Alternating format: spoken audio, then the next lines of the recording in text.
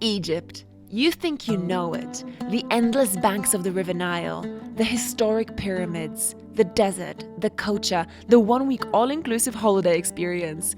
But I'm willing to take a bet that everything you're about to see in this film is going to be completely new for you. It's a garbage from the hospital.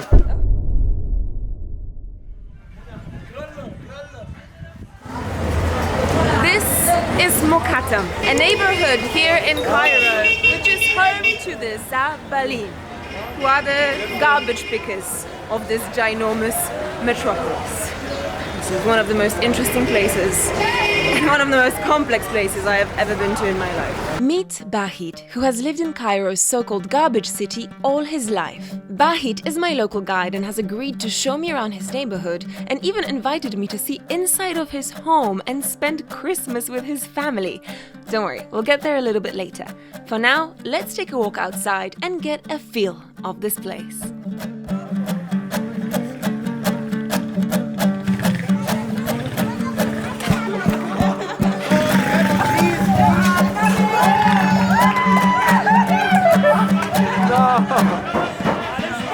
We literally missed the moment of him crashing because we were focused on capturing the kids, lighting the door on fire. Hello! Hello! Hi! Hi! Here in Zabalin, this is a pretty ordinary scene. Pretty everyday. Not something I see every day.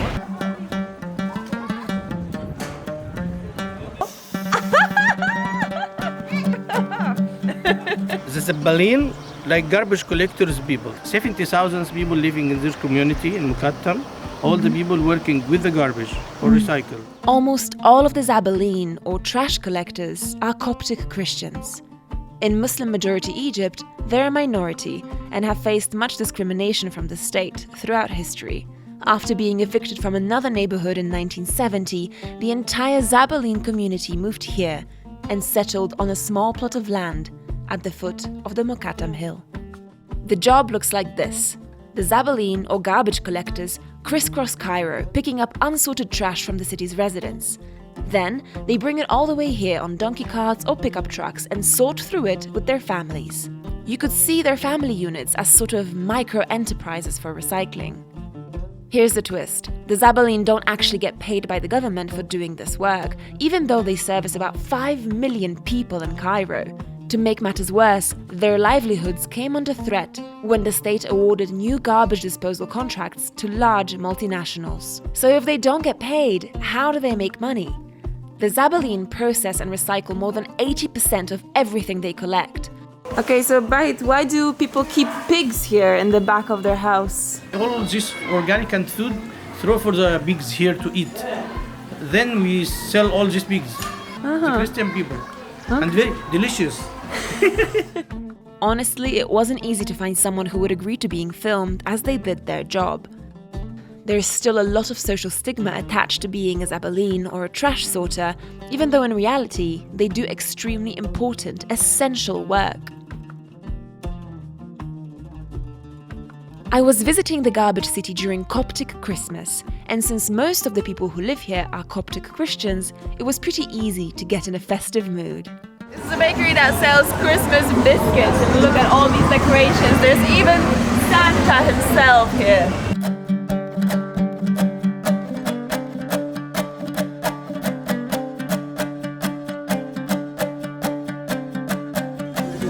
Oh, it's for me?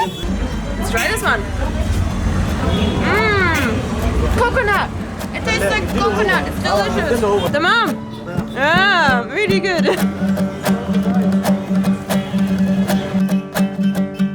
People here are so nice. I literally just got a banana and an orange within 1 minute here on the main square.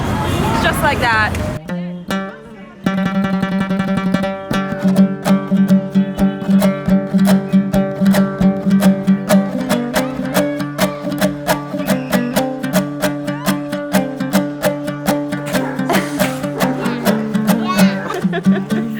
This is how you celebrate.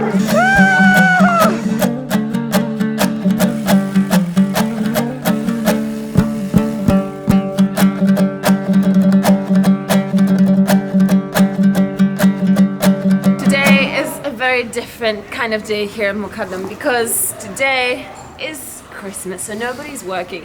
This place is eerily quiet and everybody's dressed in their Sunday best, spending time with their families and celebrating. Definitely an extraordinary kind of day here in the garbage city of Cairo. I just got an offer to go play cards with the boys, so I guess that's what I'm gonna do. خدي دور. And this is for me? Yeah. Oh, okay. I have no idea what the rules are, but I hope you play like this. Anywhere. Yeah. Great. Literally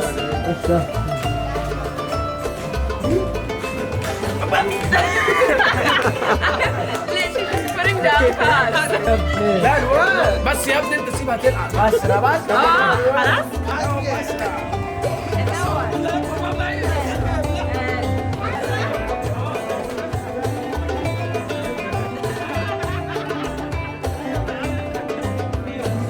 Oh, it's me! Yeah! Definitely lost that game. Oh, that was so bad, but I played so badly. No problem. Oh god, ما في مشكلة. A little bit مشكلة. Next stop, a local tattoo parlor.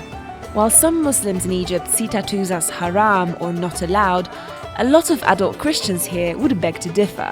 They start collecting religious tattoos pretty early on in life. This is definitely not the kind of tattoo studio I expected to see here in Cairo, but here it is. And it's one of the most popular places in town to get tattoos. And once again, how old is she? 6 years. 6 years old.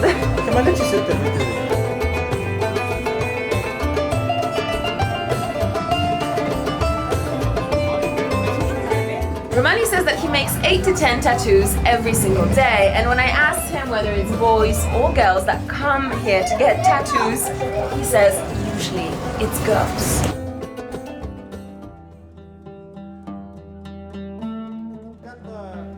Walking around the neighbourhood, we got invited for a cup of tea by a few locals hanging out at the cafe.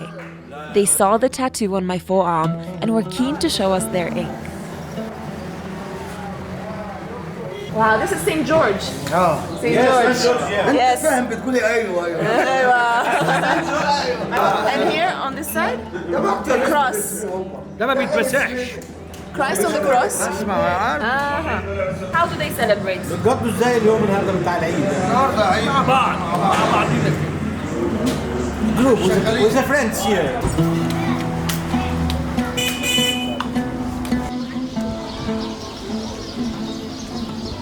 So Bahid, what is this place? This is my house here. How many people live in your house? You are 7 brothers and sister married outside, but everyone have from 6 boys and girls to 4. As like 50 people, maybe. And so following Bahid inside his massive, giant house where his whole family lives, he very kindly invited us to have Christmas dinner with him. Oh my gosh, his home is so beautiful. Look at that. First thing that we need to do here is wash our hands. Oi, oi. So you have 3 daughters and 1 son, right? Wow. Wow. The boy is bigger, 15 years, and the girl is from 13, 10, 6 years. Beautiful. And this is their room?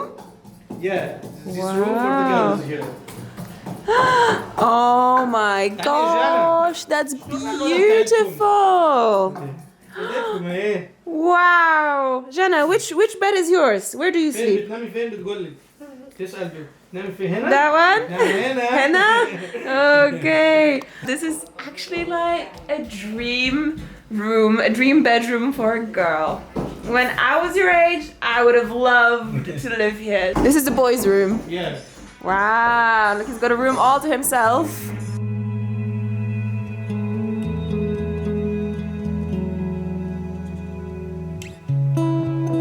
Yeah. This is a new too. Before that wall, but I opened this door. What an amazing opportunity to be inside Bahid's home and see what it's actually like to live here. Yeah. And it's surprisingly normal. I mean, you have a beautiful apartment, a really nice family. It's a normal life Thank you. in an extraordinary place. We have hard life here. Yeah. We must live, you know. All my life, if I have any money, just I ask my family, what do you want? What we can do? We can make a new apartment or buy something new, air condition or entree. We must change our life usually. Yes. Not just with living here with the garbage collectors area and this bad area or garbage or something. No, in my life inside, in my apartment, we must live clean, and my daughter and my boy, my wife, we have nice life, alhamdulillah, thanks God. Yeah.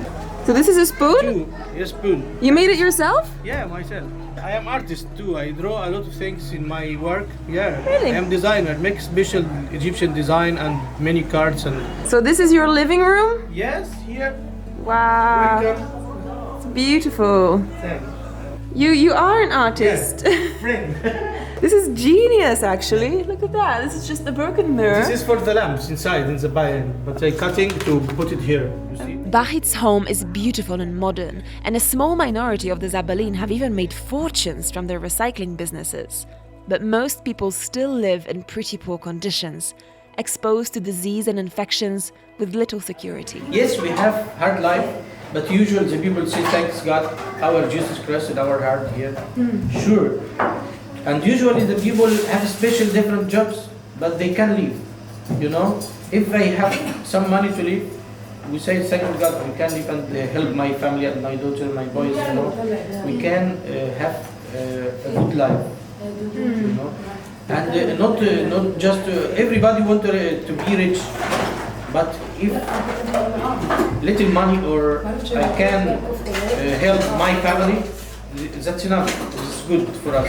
Right. We are language collectors people. This is our normal job. Would you want your children to live here when they are adults? Or would you prefer them to live somewhere else? I dream by better life everywhere, but I dream in one day to have an apartment outside, maybe to change and come back. But I have other apartment in other place, clean area, to stay 2 days, 4 days, having week, and coming back, go back to see my family, But this is the life, That's everybody's dream.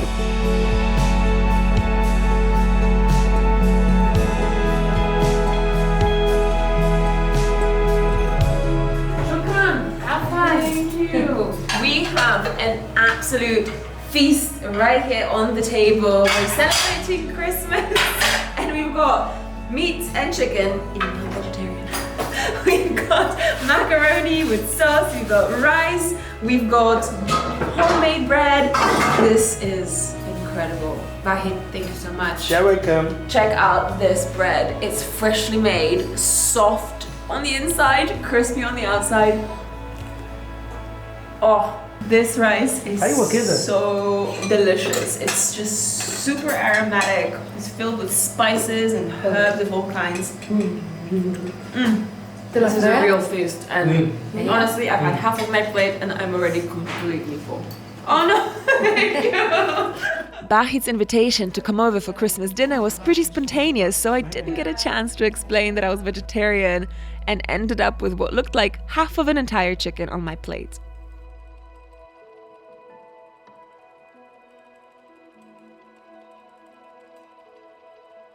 After dinner, we watched a bit of TV, we ate some oranges and checked out some TikTok videos. Call me old, but isn't that what kids these days do? After a while, it was time to say goodbye to Bahit's family and check out one of the places where he works. APE, or the Agency for the Protection of the Environment, is a grassroots NGO employing local women from the neighbourhood. In here, they create handicrafts for sale using salvaged materials in totally pioneering, creative ways.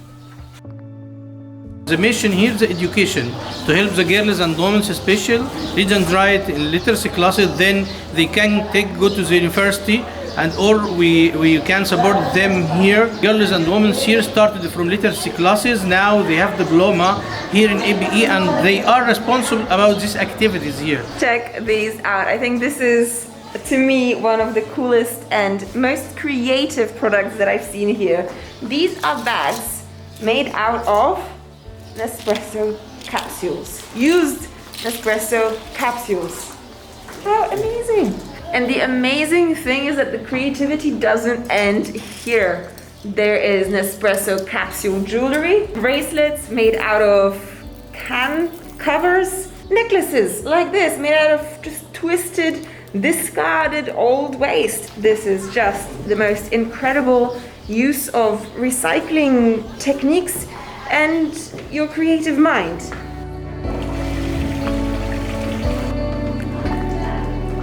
Nugget is about to teach me how to make paper. All right, roll it onto a flat surface carefully, and then voila!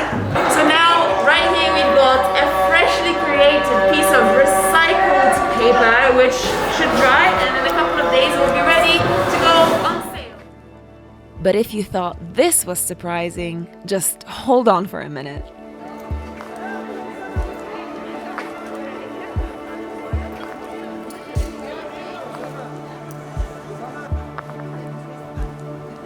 I never thought I'd say this, but I'm about to zip line over what is colloquially called the garbage city of Cairo, Egypt.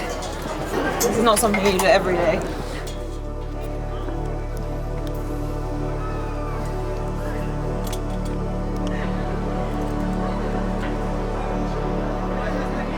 This is not my element. I like being with my 2 feet firmly on the ground. Flying, falling, jumping off of things is just not my thing.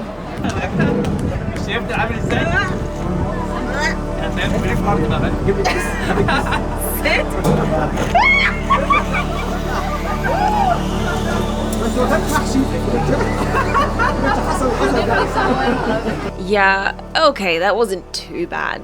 Maybe I even had a bit of fun. On the side of the mountain for the local community where people, kids, teenagers, and also, let's face it, adults come to play and have fun. It's amazing. So what is the deal with this place exactly? Why is there a rope park in the middle of Cairo's garbage city? To find out, we have to meet Mario, the man who built it, having lived and worked with the Zabaleen for 30 years. Najwięcej tego, co tu jest w Egipcie, to jest właśnie młodzież. 2/3 Egiptu to jest młodzież. Zbudowałem dla nich park linowy. Na początku był bardzo prymitywny, później musieliśmy się zająć oczywiście zezwoleniami, świadectwami ratownika czy instruktora parku linowego. Wyszkoliłem grupę 40 osób, chłopaków ze Świetnika. To jest dla mnie taka chluba, że właśnie te chłopaki, które są marginesem, można powiedzieć społecznym, jako ludzie śmieciarze, tutaj są dla ludzi, którzy mnie tutaj masowo odwiedzają, dla nich to są bohaterzy teraz. Jest inny świat, świat radości. Pamiętam kiedyś przyjechali tutaj pierwsi dziennikarze, to mi chłopaki kręcili dla Discovery w 1999 roku. Oni się nastawili już, że przyjeżdżają, będziemy na dzielnicy śmieciarzy, to będą ludzie smutni, margines społeczny, ludzie pewnie żebraki i tak dalej. Przejeżdżają, patrzą, a tutaj ludzie uśmiechnięci, wszyscy ich pozdrawiają. Kobiety na brudnych rękach, którymi segregują śmieci, na rękach pełno złota. Nie? Ludzie, którzy państwo kilkanaście razy już za mojego pobytu tutaj chciało ich stąd zrobić eksodus, ich wyrzucić, ale bo dlatego, że jesteśmy w centrum miasta teraz. Ale oni się nie dają po prostu. Mario said one more thing that I just can't get out of my mind. It's so accurate and so on point. He said that the people of Makatam are not garbage men. The real garbage men are the people who create the garbage. But the people who work here actually keep the city clean, creating clarity and order. And that is an act of purity.